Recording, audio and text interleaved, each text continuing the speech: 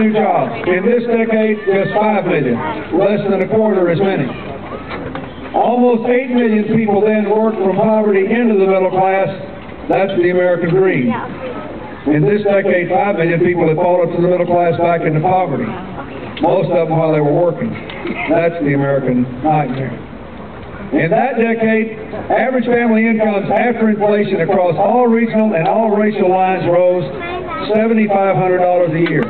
In this decade, average family incomes after inflation are $1,000 lower than they were the day I left office.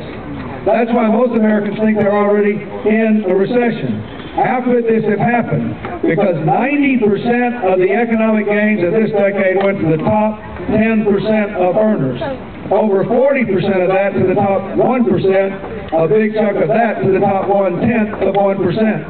America cannot be great growing more unequal. Hillary wants a country of shared prosperity based on shared opportunities and shared responsibility. That's how we work best in America. And so what does that mean? There are 2 or 3 important connections that have to be made, I think, for you to make the right decision in this presidential election. The first is that you can't get incomes up unless there are more jobs in this country.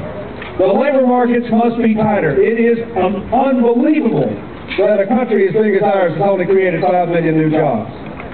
But it's explainable if 90% of the benefits are in the hands of just 10% of us. How does she propose to create new jobs? By adopting the only strategy that is working in any rich country in the world. And you can look all around the world. I do this work now in my post-political life with my foundation. I work in all these countries.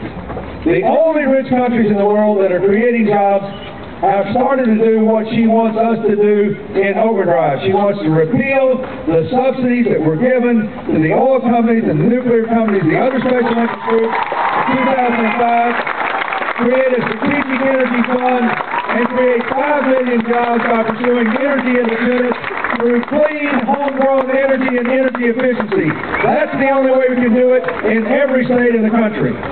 We can grow more. I was out in the rural areas of western Pennsylvania today, and I looked on the hills and I saw windmills generating electricity. And I can tell you, you can do 10 times or 20 times more. You can create energy from solar power, from geothermal, from biomass. Biomass energy is a fancy way of saying that we ought to close every landfill in the country and use the garbage to generate biofuels or generate electricity. It would put America to work, clean up the environment, fight global warming, and make ourselves much, much more prosperous. I'll tell you something else. We're in front of this beautiful modern school. Not every school is this modern looking. There are millions of jobs which can be created by simply making every school, every college, every government building, every hospital, eventually every home in America as energy efficient as possible. For young people concerned about global warming, the study is